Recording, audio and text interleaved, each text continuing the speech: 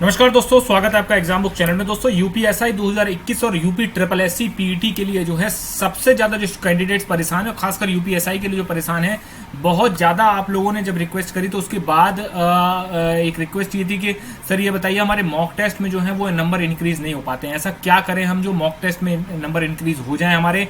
और जब हमारे मॉक टेस्ट में जो है नंबर कम आते हैं तो कहीं ना कहीं हमारी तैयारी होने के बाद भी हमारा जो एक मोटिवेशन लेवल है वो काफ़ी ज़्यादा डाउन हो जाता है। ठीक, तो इसी चीज़ को लेकर पूरी वीडियो को हम देखेंगे। ज़्यादा लंबी वीडियो नहीं होगी, लेकिन कुछ टिप्स एंड ट्रिक्स मैं आपको बताऊंगा कि अगर आप फॉलो करके देखते हैं तो आप शुरू के 2 से 3 टेस्ट में फॉलो करके देखिए, हो सकता है आपको बहुत ज़्यादा फायदा हो। वीडियो शुरू करने से पहले मैं आपको बता दूं 15 जुलाई से बैच स्टार्ट हुआ है फॉर यूपीएसआई टारगेटेड जीएस के लिए, only for GS recorded video classes for संविधान, मूल विधि एंड अर्थव्यवस्था। बाकी कि आपको पीडीएफ नोट्स मिलेंगे, बहुत ही क्रिस्प फॉर्म में आपके पीडीएफ नोट्स रहेंगे। 2 नंबर है, इन पे आप कांटेक्ट कर लीजिए जो आप कैंडिडेट करना चाहते हैं। ठीक है, इग्नोर करेंगे जिन्होंने पहले इग्नोर किया वो उन्होंने आज लिया, और आज अगर आप इग्नोर करेंगे तो आप 2 महीने बाद देंगे, ये मुझे पता है। ठीक, चलिए स्टार्ट करते हैं। सबसे पहला जो एक जो पॉइंट है वो ये है कि सर हमारे मॉक में जब हम मॉक टेस्ट देते हैं तो हमारे नंबर जो है बहुत ज़्यादा कम आते हैं। ठीक भाई, 220 आ रहे हैं, किसी के 240 आ रहे हैं। भाई पिछली साल जनरल कैटेगरी की मेरिट जब 251 गई है, 251 पॉइंट समथिंग 252 मान के चलते हैं, तो 220-240 नंबर्स में कैसे हो जाएगा। ठीक है, अब इसमें बात करते हैं हम लोग के भाई मॉक में सबसे पहला जो चीज आपको ध्यान देने वाली है वो क्या है। सबसे बड़ी जो गलती कैंडिडेट्स करते हैं वो ये करते हैं कि वो हर दूसरे तीसरे, मतलब अगर उन्हें ये पता चल गया कि ऑलिव बोर्ड की मैंने टेस्ट सीरीज खरीद ली है, तो अब वो क्या करेंगे कि ऑलिव बोर्ड की जब तक टेस्ट सीरीज के 10 टेस्ट नहीं दे लेंगे तब तक उनको चैन नहीं आएगा। मतलब दिन में 2-2, ठीक है, डेली 1, इस टाइप से चलते हैं वो लोग। ठीक, डिस्क्रिप्शन में मैं लिंक डाल दूंगा, ऑलिव बोर्ड का आप लोग टेस्ट सीरीज ले सकते हैं और UP triple S C UPSI, description में लिंक डाल दूंगा मैं। आप उससे जाके जो है सबसे पहले खरीदने से पहले आप फ्री टेस्ट दीजिए।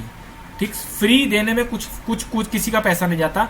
रजिस्ट्रेशन कराइए, फ्री टेस्ट दीजिए, कोई 1 रुपया नहीं लगेगा, और उसके बाद अपना स्कोर कार्ड डिस्क्रिप्शन में टेलीग्राम लिंक है उसमें शेयर करिए, और वहां आपको पता चलेगा कि आपसे भी धुरंधर कितने लोग हैं या फिर आपसे नीचे कितने लोग। ठीक है, तो सबसे पहली गलती जो लोग क्या करते हैं वो ये करते हैं कि मॉक टेस्ट जब देते हैं तो वो क्या करते हैं कि डेली के 2 देंगे, या फिर डेली में 2 देंगे, या फिर डेली का 1 टेस्ट देंगे। देखिए, मॉक टेस्ट का एक सबसे सिंपल तरीका ये होता है कि जब आप मॉक टेस्ट दें तो मॉक टेस्ट में आपको क्या देना है, आपको बिल्कुल वैसे ही जिस तरीके से आप जो है एग्जामिनेशन रूम में देंगे उस तरीके से ही आपको बैठना है। सामने लैपटॉप रखेंगे, कुछ लोग मोबाइल पे देना शुरू कर देते हैं। मोबाइल पे मैं तब समझता हूं देना जब आप मोबाइल में भी बकायदा चेयर पे बैठ के दें, ये नहीं कि खाट पे लेटे हुए हैं और अपना आराम से जो है टिक करते चले आ रहे हैं। पता लगा कि ऑलिव बोर्ड का या किसी भी का भी आपने टेस्ट दिया और टेस्ट में आप कह रहे हैं तो मैंने जीएस और हिंदी का टेस्ट दिया है, उसमें से 80 में से मेरे 60 ठीक आ रहे हैं, सिलेक्शन पक्का है मेरा, तो फिर अरे 80 में से 60 आ रहे हैं मेरे। भाई आपको प्रॉपर सीट पे बैठ के तब टेस्ट देना है, वो भी चारों का एक साथ टेस्ट देना, मतलब पूरा टेस्ट सीरीज एक ही बार में आपको खत्म करनी है। मैक्सिमम आपको जो है अटेम्प्ट करने, कितने अटेम्प्ट कर सकते हैं पहले आप ये देख लीजिए, आप कितने अटेम्प्ट कर सकते हैं।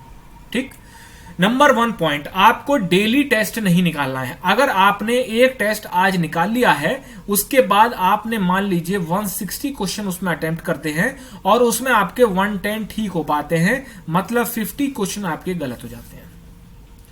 अब आपकी ये रेस्पॉन्सिबिलिटी होगी कि आप ये 50 क्वेश्चंस को देखें, एक एक क्वेश्चन को देखें कि मैंने ये क्वेश्चन क्यों गलत किया, इसके पीछे रीजन क्या था। अगर मैथ का सवाल है तो क्या मुझसे कैलकुलेटिव गलती हुई है या मुझसे कंसेप्चुअल मिस्टेक हुई है, कि भाई या तो मैंने कंसेप्ट ठीक लगाया लेकिन मेरी कैलकुलेशन में दिक्कत हो गई, या आपने कंसेप्ट ही शुरू से बेकार लगा दिया तो आपका आंसर तो गलत आएगा ही। मैथ्स में आपको ये देखना है, रीजनिंग में भी यही देखना है कि क्या मैंने शुरुआत में जो सोचा क्या वही मेरा आंसर निकाल कर दिया, नहीं तो क्या हुआ ऐसा। ठीक है, आपको ये चीजें उसमें जो है देखनी पड़ेंगी। ठीक, सेकंड जो पॉइंट है वो ये देखता है,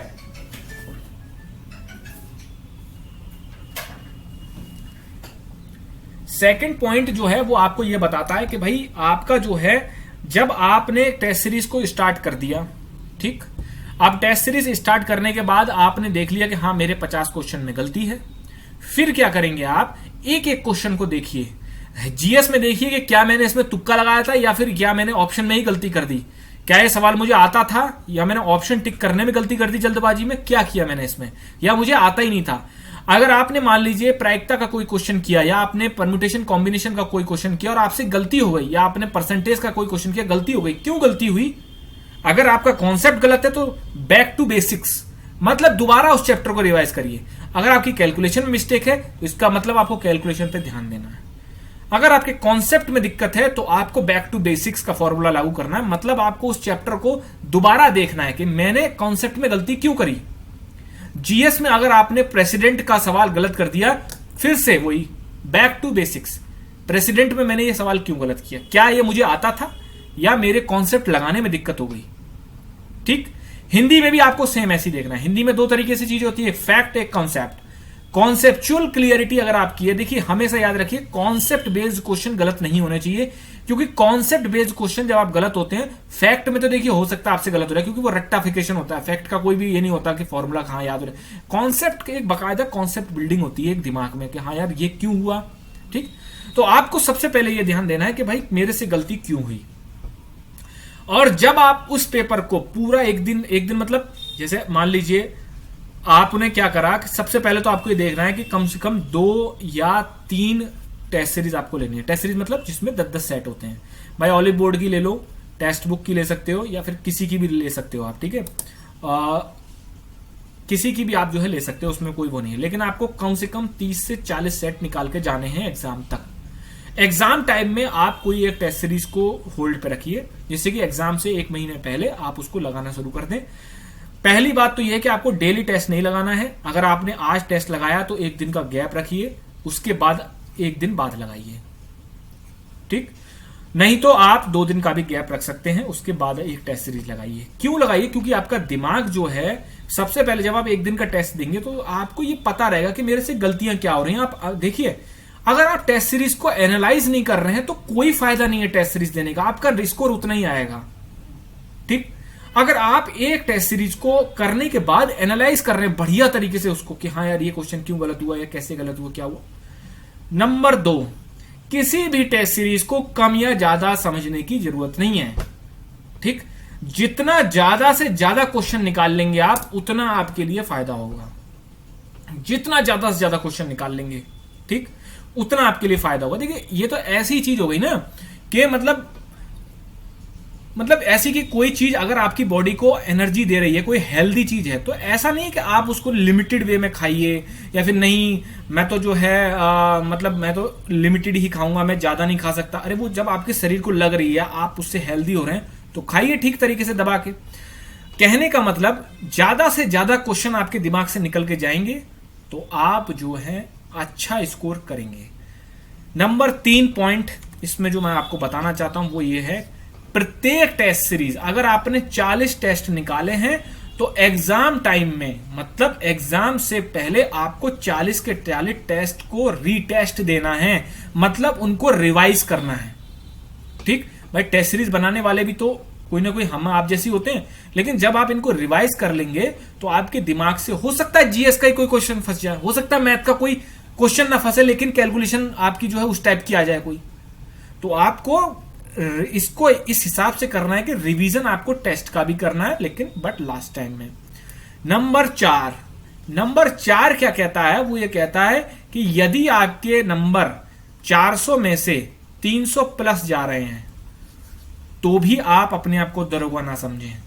यदि आपके नंबर 400 में से 220 के करीब करीब रह रहे हैं तब भी आप अपने आप को दरोगा ना समझें, क्योंकि मॉक टेस्ट है ये, रियल टेस्ट। हो सकता है उस दिन आप यहां 220 ला रहे हो और उस दिन आपके वहां पे 280 के करीब आप स्कोर करके आ जाएं। यहां आप हो सकता है कि 300 ला रहे हैं, हो सकता है वहां पे 240 करना आपको मुश्किल पड़ जाए। कहने का मतलब आप ओवर कॉन्फिडेंस में और जैसे 300 प्लस आ रहे हैं, तो मैंने देखा कि जो मैं डिस्क्रिप्शन में टेलीग्राम चैनल का लिंक डाल दूंगा, मैं उसमें एक टॉक चैनल भी है। तो मैंने देखा कि मतलब लोग ये कहते हैं वर्दी सिलवा लो, ये कर लो, नहीं, इसको कहते हैं ओवर कॉन्फिडेंस। आप अपने दिमाग में रखिए कि नहीं यार मेरा जो है ना 300 आ रहा है, तो मुझे यार बस इस रेंज में बने रहना है कैसे भी करके एग्जाम तक। मुझे जो है इसको स्कोर को ऐसा नहीं है कि आज 300 ला रहे हैं, कल की टेस्ट सीरीज में 220 ही रह गए, परसों की में जो है 210 ही रह गए, ऐसा नहीं करना है आपको।